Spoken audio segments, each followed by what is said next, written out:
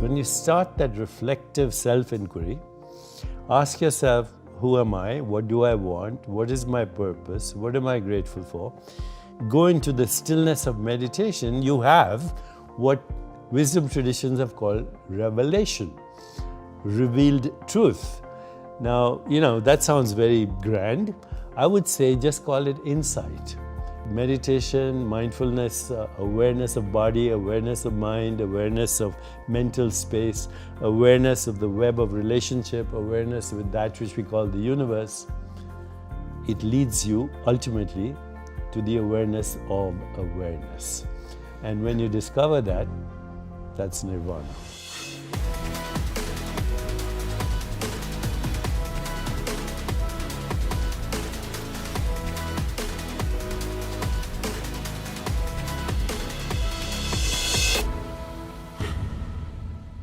Hey everyone, hope you enjoyed this episode brought to you by our sponsors at Peak Tea.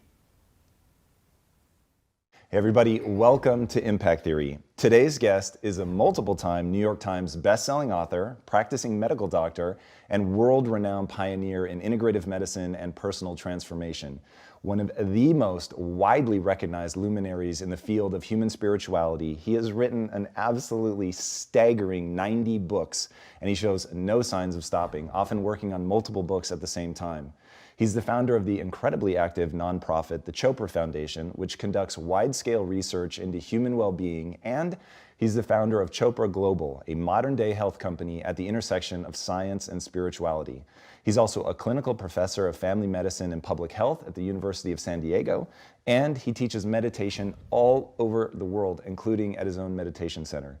Demonstrating his unprecedented reach, he's created meditation retreats with Oprah and shared the stage with the Dalai Lama and countless other eminent leaders in the space.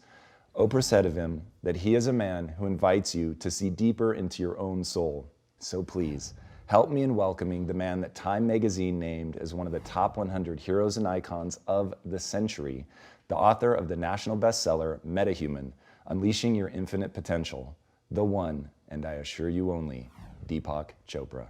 What's up, Deepak? I'll fist bump. It is so good to have you, man. Thank you. Thanks for having me. So thank you so much for joining me. I've had the good fortune of actually sitting in the audience when you were doing one of your guided meditations. Oh, really? Meditation is something that completely changed my life. What I love about your story, though, is that you took a pretty weird route to getting where you are now. And I'd love to walk through some of that because you started as a pretty straightforward medical doctor. What was that like? When did you begin to think that there might be something more? So I took my training in internal medicine. I got board certified in it, and then I went on to train in something called endocrinology, which is the study of hormones, and then in neuroendocrinology, which is actually brain chemistry. And when I was training, this is in the 70s, in the mid-70s, we had a new technique called radioimmunoassay, just been discovered. The people who actually created the technique won Nobel Prize in medicine. Rosalind Yallow was the scientist, I remember. You could measure for the first time chemicals, they're called peptides, in the brain. And what I immediately recognized with the help of my colleagues was that brain chemistry was the clue to the connection between what was happening in your inner life and what was happening in your body. These chemicals called neuropeptides. Neuro means in the brain. Peptides, they're proteins. And they're actually the molecules of emotion. Serotonin, dopamine, oxytocin, opiates. People are addicted to opiates these days. But you make your own opiates too. And so, in fact, once we started looking at these chemicals, we realized that they were also immunomodulators. They modulated the immune system, fine-tuned it. If you have a very aggressive immune system, you get things like autoimmune illness, allergies. If you have a very sleepy immune system, you're more prone to infections and cancer. But these peptides are neuroimmunomodulators in that they modulate the activity, fine-tune the activity of the immune system. So suddenly I saw the connection between mind, body, and spirit. But then I was also actually intrigued by the fact that you could have two patients who had the same illness, saw the same doctor, got the same treatment, and had completely different outcomes. One could survive, one could die. And in between, there was a wide range of outcomes. So that led me to mind-body medicine, ultimately to integrative medicine. So when you first start looking at that, what was that sort of process of discovery? I know that you were a child of the 60s. I know that you did LSD. Like, how much of this is showing you that there's something beyond traditional medicine? And how do you begin to piece those pieces together? Well, I did LSD when I was in medical school, and twice. I was not even 20 at that time. And it did give me the insight that our normal everyday experience of what we call reality is the hypnosis of social conditioning, that actually reality shifts as your consciousness shifts. So to put it metaphorically, I had my first glimpse of the Matrix, and I decided that I wanted to not know what we know, but what is the source of knowing. Okay, it's not what you know. You know, what you know these days, you can look it up, go Google it. So it's not important what you know. Anybody can find out anything about anything these days. You know, I can look up how many galaxies there are in the universe, or how does epigenetics work, or how does the brain function. That's not the key to creativity.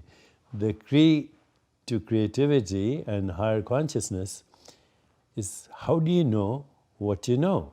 What is the source of knowing and experience? What is it that knows the experience of the body? What is it that knows the experience of the mind?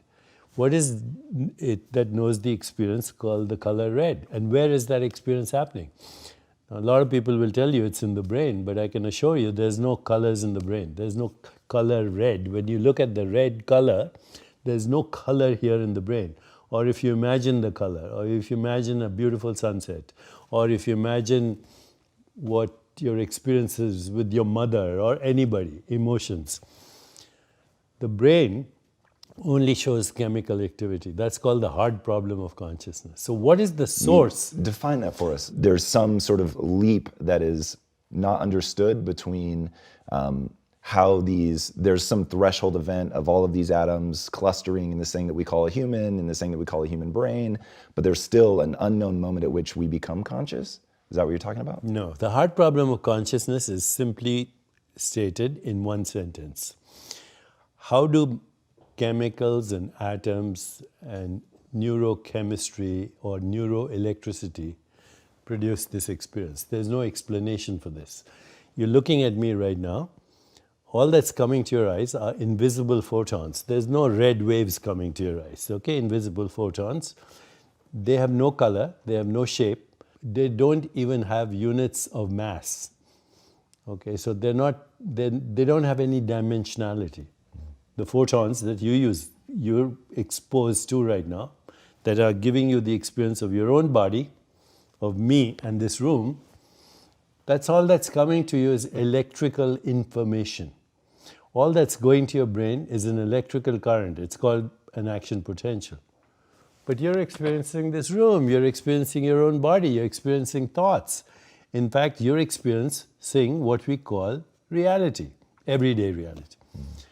Believe it or not, no neuroscientist can tell you how that happens. They can look at what they call neural correlates. A correlation is not a causation, as we know. If the rooster crows in the morning and the sun rises at the same time, we don't assume that the rooster caused the sun to rise. Okay, but they are correlated. So your mind, your brain, and the physical world are correlated experiences in a deeper realm of existence, which is not in space or time. Okay, so I want to drill deeper on that. So what is the thing that drives you? Is it to end human suffering? What's that like, if you had to put that in a nutshell? Yes. The purpose of all healers and ultimately of all physicians should be to alleviate suffering. Now, we've done a pretty good job with alleviating what we call suffering that occurs from acute illness. You break your leg, you get an orthopedic surgeon to fix it. You get pneumonia, you take an antibiotic. So we've done a good job on what we call the physicalist level for acute illness. But then there's something called chronic illness: diabetes type 2, inflammation, cancer, heart disease, autoimmune illness, accelerated aging, propensity to infections. And we haven't done a good job there, because what we are realizing right now that only 5% of disease-related gene mutations are fully penetrant, which means they guarantee the disease. A gene mutation is a genetic mistake. So, good example, Angelina Jolie had a BRCA gene, and she had a mastectomy as a prevention, double mastectomy, because that gene predicts that she would have gotten breast cancer.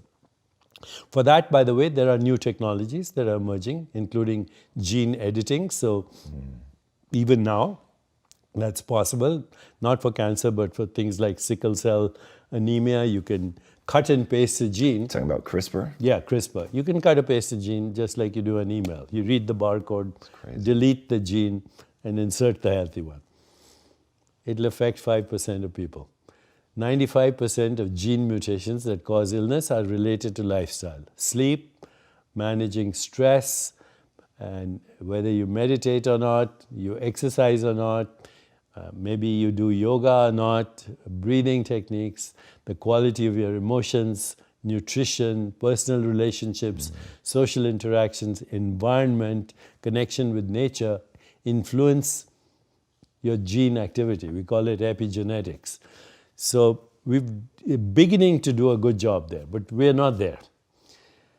Let's say you got rid of all chronic illness and acute illness. Would humans still suffer? And the answer is yes, because unlike other species, we have something which is actually quite bizarre. It's called existential suffering.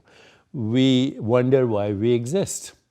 We wonder why we get old, and can we prevent that? We wonder why we get infirm and lose our memories as we get old. Can we prevent that? But we also are afraid of death. Okay. Can we prevent that? And the answer is biological death is based on a false premise, which is you are your biology, and you are your body, and you are a mind. Where I'm going with the hard problem of consciousness is you're not your body, you're not your mind, you're not the experience of the world, you're the consciousness in which all this experience occurs. To observe a thought is to know that you're not a thought. To observe an emotion is to know that you're not the emotion. To observe the body is to know that you're not this bundle of sensations and perceptions. So who are you? What is it that knows a thought? What is it that knows a perception, the color red? Is there a color red anywhere in the physical universe, or is it just an experience? I guarantee you, no scientist can tell you that the color red exists as a physical entity in the universe. It's an experience. In human consciousness, not in the consciousness of a bat who doesn't see colors but experiences the echo of ultrasound. So what is the color red to a bat? I think this is a good place to go back to your LSD experience. Yeah. So looking at psychedelics and the impact that they have on people's existential dread over dying. So I know they've done studies giving it to terminal cancer patients. And from what I understand, it has a pretty radical shift in people's level of fear. As somebody who's never done psychedelics, what is that experience of the dissolution of the ego? Like, where is it taking people? Is there a way for you to sort of metaphorically explain what's happening there? Yes. When you realize that everything you thought was real is not real, when you also realize that who you think you are is not real, I am not Deepak Chopra with this body, mind, ego identity, that this is a very provisional identity. If I say I'm my body, mind, I was once a fertilized ovum. Then I was a zygote, an embryo, a baby, a toddler, a young adult, and now this, and this will disappear. But when you realize that all your name, your form, and everything you see is provisional, two things happen. To some people, they have immediate, what we could only metaphorically call the dark night of the soul. They go into a deep depression because everything they thought was real is no longer real, including their own name, form, body, and mind. Some people get so scared that they have a bad trip. Some people cross that threshold and discover nirvana or enlightenment. And they say, wow, I thought I was squeezed into the volume of a body in the span of a lifetime, but I'm a timeless being that can morph myself into any experience, including the human experience, which is amazing. But the human experience is also that which causes existential depression.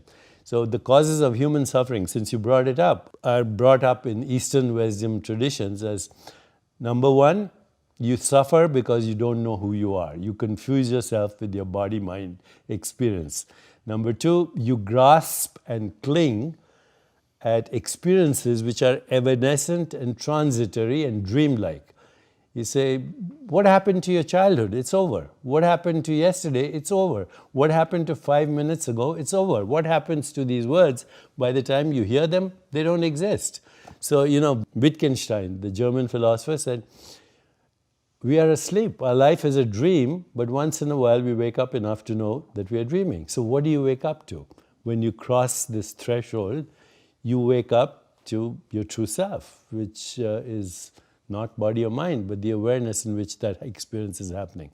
So grasping and clinging at a dream is the second cause of human suffering. The third is being afraid of anything that's unpleasant, pain, abandonment, being treated by someone not respectfully. So that's, there's aversion to certain experiences. Third cause of suffering. Fourth is identifying, which is related to it, with your ego identity. And fifth is the fear of death. Now, they're all connected. They're all the same fear. And they are not knowing who you are. This is the biggest question that humans, or everybody should be asking. Who am I? What am I? Am I the changing experience of this body, which is a perceptual activity? Am I the experience of the changing mind or the changing personality? Because you don't have the same personality when you were a kid or maybe even 10 years ago. What is it at the basis of this? When you start that reflective self-inquiry, ask yourself, who am I? What do I want? What is my purpose? What am I grateful for? Go into the stillness of meditation, you have what wisdom traditions have called revelation, revealed truth. Now, that sounds very grand. I would say just call it insight. Meditation, mindfulness, awareness of body, awareness of mind, awareness of mental space, awareness of the web of relationship, awareness with that which we call the universe. It leads you ultimately to the awareness of awareness. And when you discover that, that's nirvana. Now, are you familiar with the term panpsychism? Yes. So I had never heard of that before, and it's a cop-out, but... Interesting. So I was going to ask if that is... So as I understand it, panpsychism is basically that consciousness itself is a force almost like gravity. So it is everywhere. There is no moment where enough atoms come together that you have enough complexity that consciousness arises, that it is truly fundamental. And when I was reading Metahuman, that's what I thought you were saying. I thought you were saying it is this thing that just is ever present. So if that's not what you're saying... No, it's not. But I'm glad that scientists are going in that direction, including some very big and very important thinkers and luminaries in both philosophy and science are going in that direction. What they're saying is just what you said, that what we call consciousness is organized matter, and that wherever there's matter, there is consciousness, from atom to galaxy. Okay, so mind and matter go together from atom to galaxy. That's panpsychism. Okay, and it's got very good adherents, proponents, luminaries, and important minds saying that. It's a breakthrough because now you're not saying consciousness is just in the brain. You're saying it pervades the universe in the same way as gravity and atoms and electrons. But I'm saying actually there are no atoms, there are no electrons. Gravity and force fields are human constructs. So matter is a useful construct. I'm going beyond panpsychism into what is called non-duality, which means there's only consciousness. It's modifying itself into sensations, perceptions, images, feelings, and thoughts, and we give names to that. We give a name to a shape and a color and a sensation. We call it a cup. We call it a hand.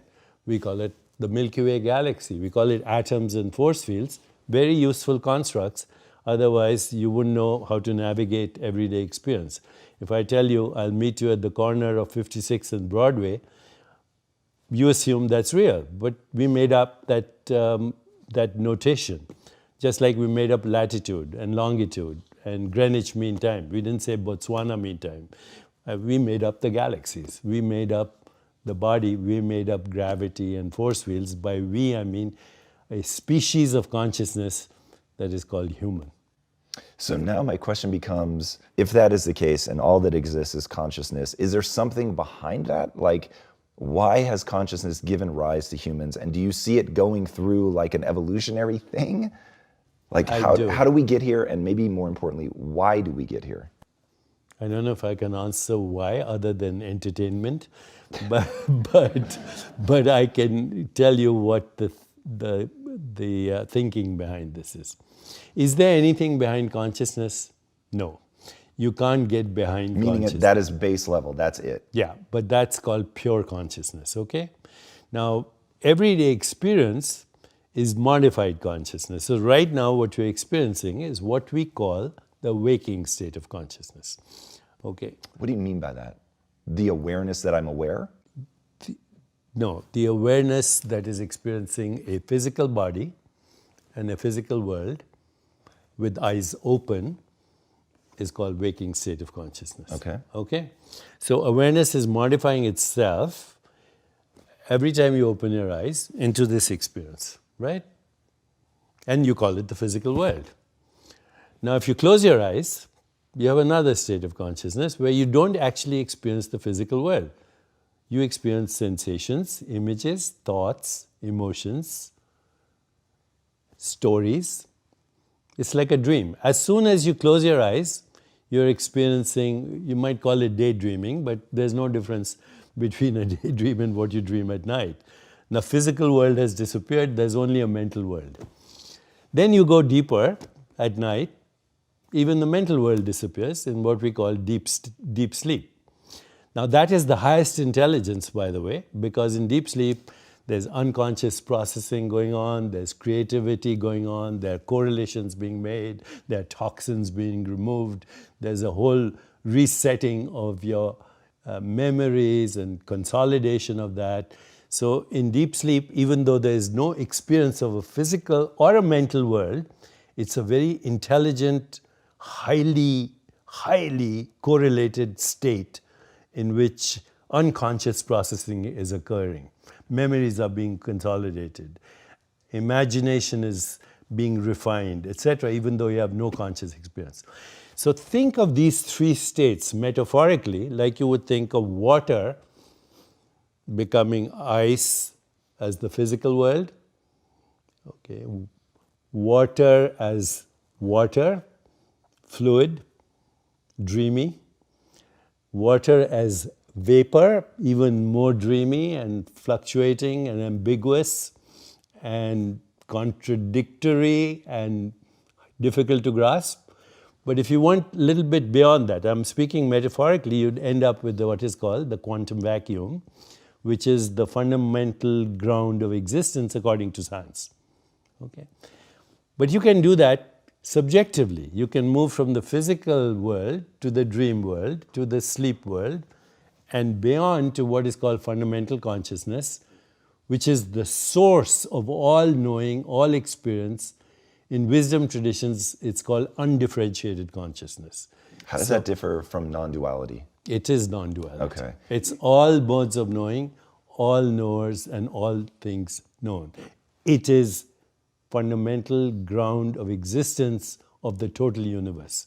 Okay, so non-duality is, to put it really simplistically, that there is no subject-object. It's just all one thing, which I'm assuming you would say is pure consciousness. The subject-object division is artificial.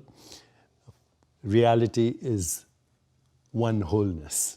It includes all subjects, all objects, and all modes of knowing. What we have access to is a human mode of knowing. You know, in my book, Meta-Human, I talk about the butterfly, the painted lady, who smells the world through her antenna, okay, tastes the world through her feet, sees the world with 30,000 lenses that move like a kaleidoscope, okay, hears the world through her wings. What is reality to that little species? Some insects see the world 360 degrees, okay, because they have these what we call complex eyes with multiple lenses. You can only see within a certain range, but there are insects that can see 360 degrees. So what is reality? Reality, what we call reality, what today's science calls reality, comes under the heading of naive realism. Einstein was a naive realist. And I'm not saying this in a derogatory fashion. It's a word in the science of philosophy. Naive realism means that the physical world exists exactly as perceived by the 5 human senses. Now, obviously, that's not true.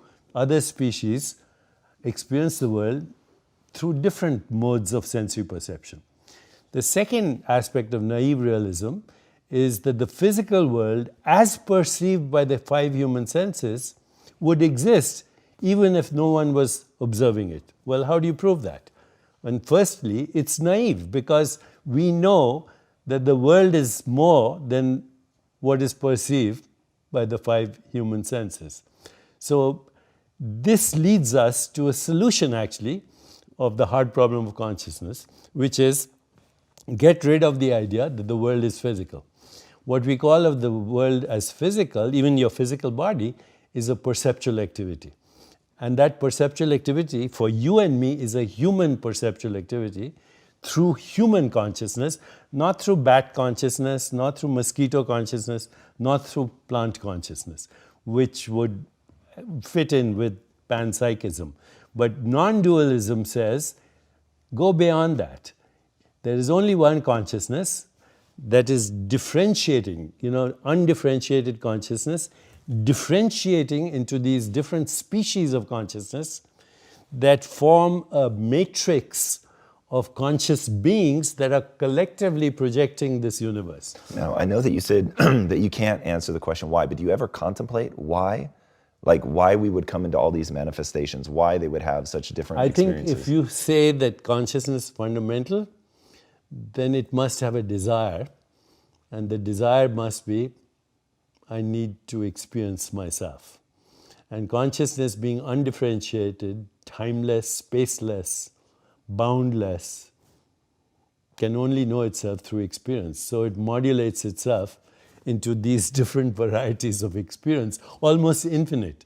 And we call it the universe, universe, one song, but in that one consciousness. Let's reground this now. So you do some really interesting personal practices. So I get it, this is all an illusion, but you do monastic retreats, you shave your head, you shave your eyebrows, you do a week of silence. I've done that, yes. So walk me through, what's the power in that?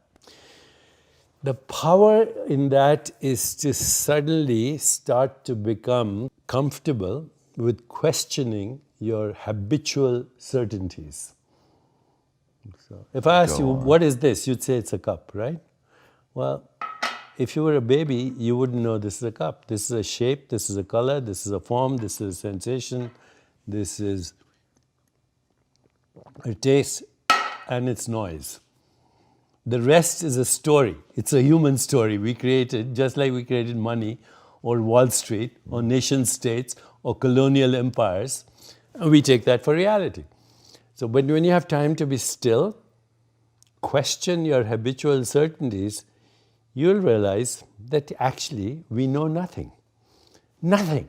Everything we know is made up. It's a human construct, and once we are embedded in that human construct, we call it reality.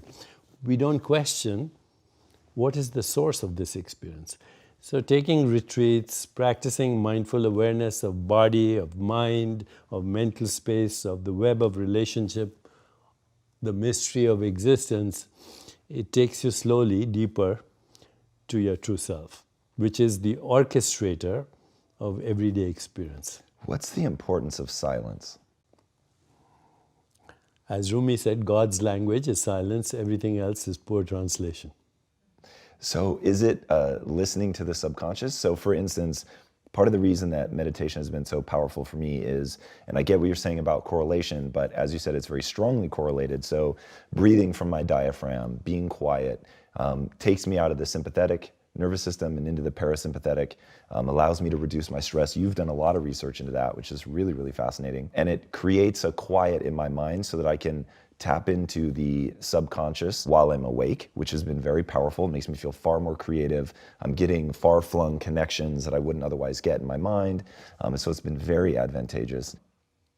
Is that the same experience for you with silence, or is there something I'm missing? No, all of that is very important, because the moment you start going into the direction of pure consciousness, you go also in the direction of homeostasis, which is self-regulation. You go in the direction of healing. You activate the parasympathetic nervous system. Talk to me about some of the science around there that your research has bared about, because it's pretty impressive. We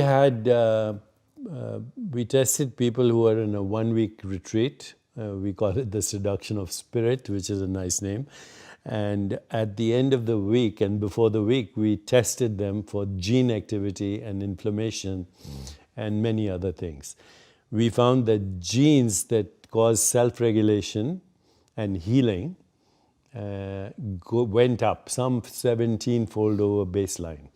Genes that cause inflammation, which is the common background in chronic illness, and chronic inflammation is the background. Genes that cause chronic inflammation went down. The level of the enzyme telomerase, which influences how we age at a genetic level, telomere length, went up significantly. In some cases, 40%. Now, this can all be explained through what we call epigenetics. And it's a revolution, and many people have replicated these findings now. Our study was done in collaboration with scientists from Duke and Harvard and UCSF and UCSD and Scripps and so on, but other people are replicating, finding similar data, if not exactly identical data. So this is a big revolution. Now, for people that don't know epigenetics, can you give them just a quick breakdown? Yeah, you're born with 25,000 genes from your parents. You also have 2 million to 20 million bacterial genes in your gut. These bacterial genes are called the microbiome. The human genes are the genes you have. They interact with each other to produce all the metabolites in your body and produce what you call a biological organism and maintain its health. Epigenetics says that daily experience influences the activity of your genes. So you're born with a deck of cards, but now you know how to learn how to play the deck of cards so you can win the game of life, if you want to use that metaphor. And so gene activity is influenced by the things I mentioned: sleep, managing stress, exercise, yoga, breathing, pranayama, introspection, mindful awareness, emotions, nutrition, connection with nature. We can change our gene activities. That ability to change the activity of the genes, you can't change the cards you were dealt with, but you can change their activity. But you can also change your microbiome by changing your diet. So you can actually change much of your gene, not only expression, but the genetic information in your body. You can change the microbiome, the entire gene population, by changing your diet and following lifestyle.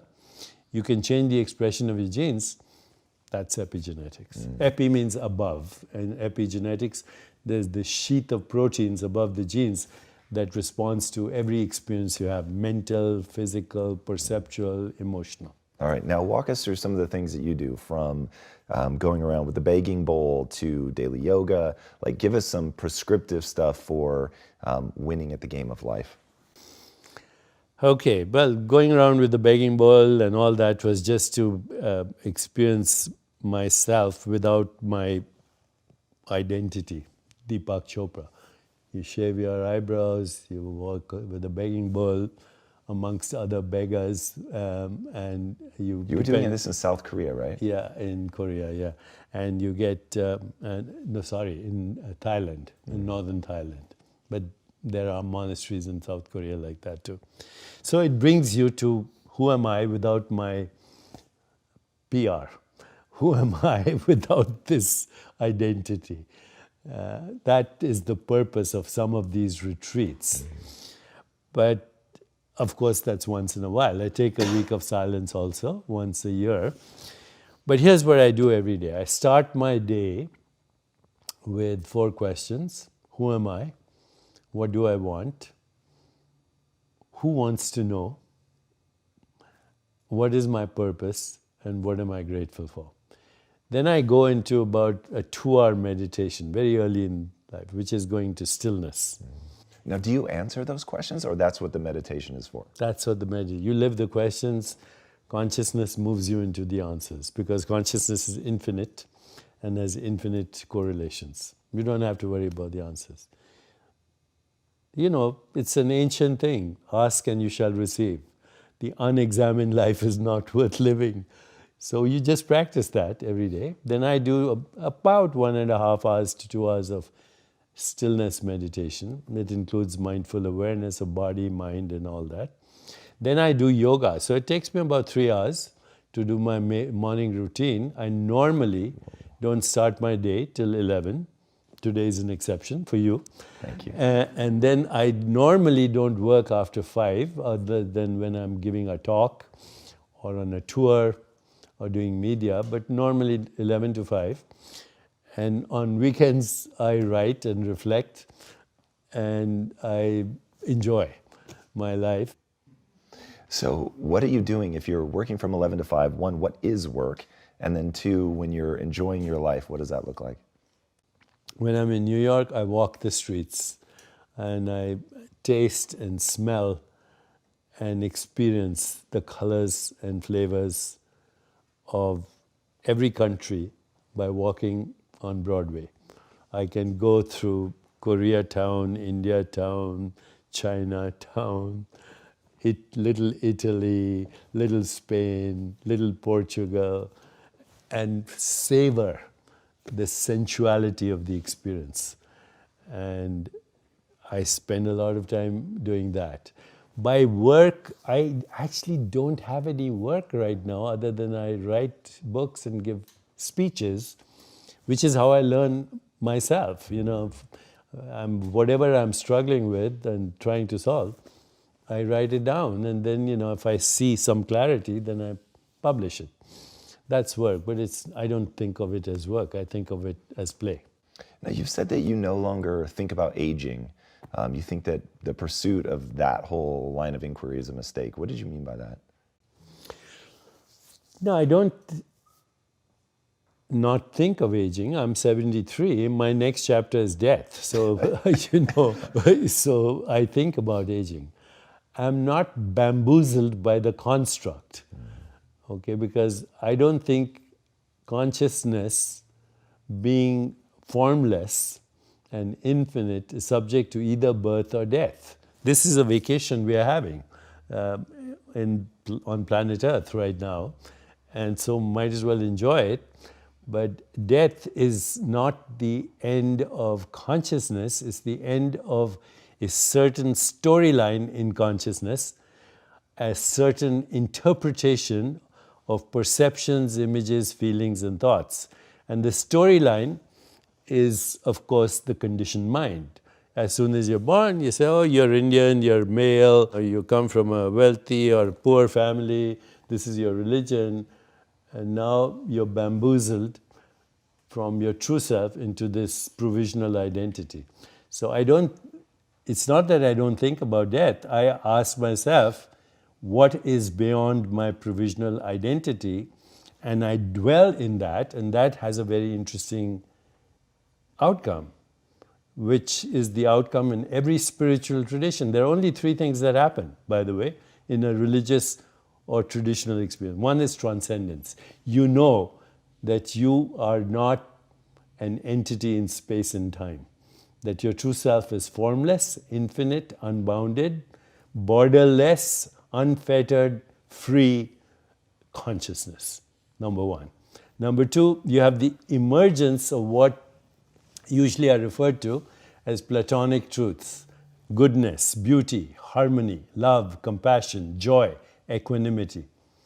And number three, loss of the fear of death. There's nothing more important than having those three experiences, and they've been part of every wisdom tradition for thousands of years. Talk to me about love. It's interesting for somebody that started with neurochemistry, who could probably give me a very detailed breakdown of the neurochemicals involved with love. Of course, oxytocin and serotonin, but those are models. Again, they are constructs. Love is not a sentiment. Love is not an emotion. Love is the ultimate truth at the heart of creation, which is unity consciousness. One consciousness differentiating into infinite modes of experience, infinite knowers, infinite modes of knowing, infinite phenomena known, all generated within the one self. Just like when you were just a fertilized ovum, you were one cell, stem cell, pluripotential cell. It became eyes, it became nose, it became fingernails, it became heart, it became brain. So that one cell differentiated into all these different cells, each with its own modality of experience. Like that, the one mind, or the one consciousness, differentiates itself into what we call the universe, with every species of consciousness knowing the universe in its own unique way. Because ultimately there's no universe. It's another construct. When you're meditating, are you seeing images? So love is the ultimate truth. But what is that like? That help me differentiate between consciousness being sort of the floor and love being the floor. Are they one and the same? Like pure love, pure consciousness, pure knowing, pure creativity are the same thing. Interesting, because I think of, and look, I get it, this is me trapped in sort of the human experience, but I think of love as a molecule of emotion. I think of it as an experience. It's hard for me to wrap my head around.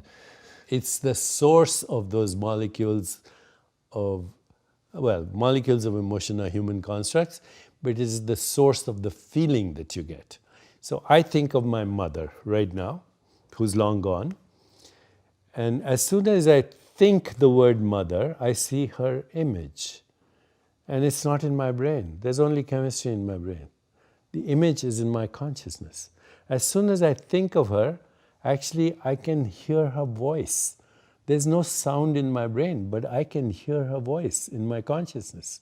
As soon as I think of her, I feel an emotion. Maybe there's oxytocin in my brain, but I'm not experiencing oxytocin. I'm feeling this immense emotion of joy just by thinking of her. I can even smell her skin when I was a baby. Where did all this come from? Just by thinking of the word mother. Okay? The word mother in pure consciousness created this whole gestalt of experiences. I call this qualia entanglement instead of quantum entanglement. Qualia means quality of experience. Sensations, images, perceptions, feelings, thoughts. Ultimately, that's all there is.